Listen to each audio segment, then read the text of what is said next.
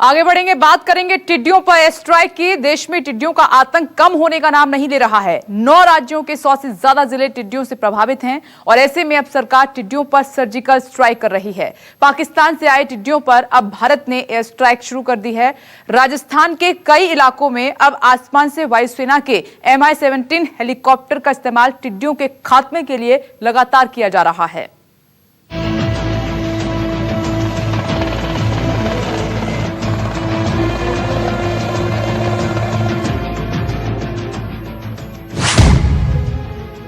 टिड्डियों पर हुआ एयर स्ट्राइक।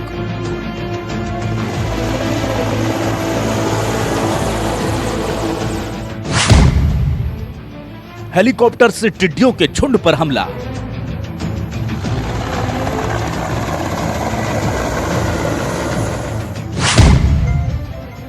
MI-16 हेलीकॉप्टर कर रहा है टिड्डियों का खात्मा।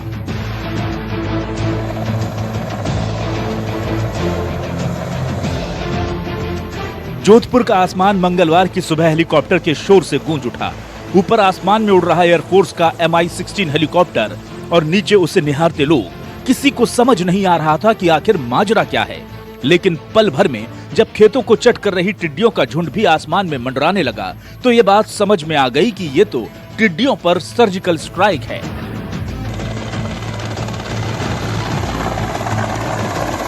जी हां, पाकिस्तान से आई आसमानी आफत को खदेड़ने के लिए देश में पहली बार इंडियन एयरफोर्स की मदद ली जा रही है। आसमान में टिड्डियों को भगाने के लिए अब सरकार हेलीकॉप्टर का इस्तेमाल कर रही है। आप तस्वीरों में देख सकते हैं कि कैसे जोधपुर और जैसलमेर में हेलीकॉप्टर से कीटनाशक का छिड़काव कर टिड्डियों को भगाया जा रहा है।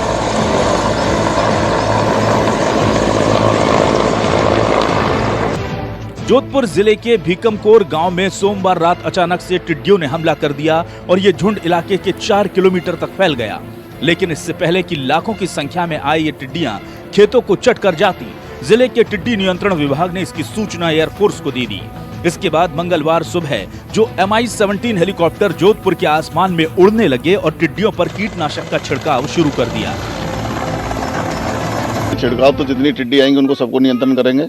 सभी जगह जहाँ भी टिड्डी आएंगी हेलीकॉप्टर से या ट्रैक्टर से या लोकस कंट्रोल वाली जो गाड़ियाँ हैं उनसे नियमित स्प्रे करेंगे। रोजाना करीब औसतन 18-20 जगह हम कर रहे हैं जोधपुर में। ये टिड्डी दल कितना बड़ा था सर, ये जहाँ स्प्रे किया गया? ये टोटल साइज इसके लगभग 2 किलोमीटर लंबा 2 किलोमीटर चौड़ा था। तो इस हेलीकॉप्टर के अलावा ट्रैक्टरों से स्प्रे किया जा रहा है। जो खेती की जमीन है जहाँ फसल बोई हुई है वहाँ ट्रैक्टर स्प्रे लगे हुए हैं, वो स्प्रे कर रहे हैं। आपको बता दें कि वायुसेना ने टिड्डियों के हमले से हरियाली और खेतों के बचाने के लिए MI-17 हेलीकॉप्टर के जरिए स्वदेशी रूप से टिड्डी नियंत्रण प्रणाली विकसित की है। ऐसे हेलीकॉप्टर से टिड्डियों पर देश में पहली बार परीक्षण के तौर पर छिड़काव किया गया और ये परीक्षण सफल रहा। छिड़काव के 1 घंटे के बाद आसपास के इलाके में 50% से ज्यादा टिड्डियां मरी हुई पाई गईं। जो बाकी बची वो भी 1-2 दिनों में खत्म हो जाएंगी।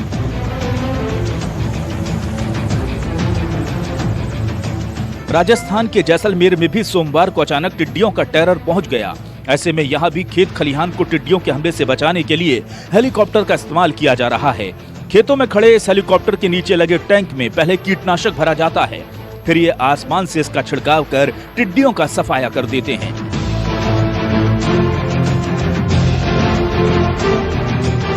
कल भी करीब 6 से 7 लोकेशंस पे जैसलमेर डिस्ट्रिक्ट के अंदर अलग अलग स्थानों पर टिड्डी का नियंत्रण किया है और इसके साथ ही कल हमने हेलीकॉप्टर के द्वारा भी स्प्रे करके टिड्डी का नियंत्रण कल किया था और काफ़ी अच्छा कंट्रोल हुआ, काफ़ी अच्छी मोर्टेलिटी हमें मिली। और इसके अलावा हमने आज भी ड्रोन और जो हमारे व्हीकल माउंटेड स्प्रेयर है इन सब का हमने इस्तेमाल किया। जैसलमेर के रास्ते धौलपुर में भी टिड्डियों का अटैक हुआ है। इलाके के खेतों और घरों में लाखों की संख्या में टिड्डियां मंडराने लगी और लोग शोरगुल कर थालियां पीटकर इन टिड्डियों को भगाने में जुट गए।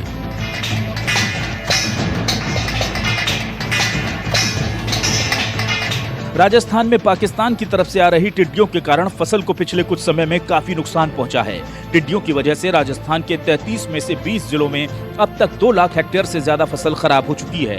किसान परेशान हैं। अब राजस्थान के कृषि विशेषज्ञ और अधिकारियों ने आशंका जताई है कि अगले महीने में एक बार फिर पाकिस्तान की तरफ से टिड्डियों का बड़ा हमला हो सकता है।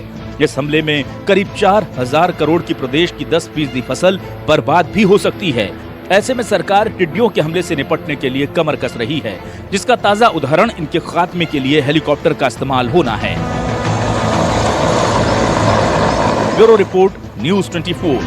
नमस्कार, मैं हूं मानक गुप्ता। अगर आपको हमारा ये वीडियो पसंद आया हो तो इसे लाइक और शेयर जरूर करें, और हाँ, हमें सब्सक्राइब और फॉलो करना ना भूलें ताकि आप देश और दुनिया की कोई खबर मिस ना करें। तो जुड़े रहिए हमारे साथ और देखते रहिए न्यूज़ 24।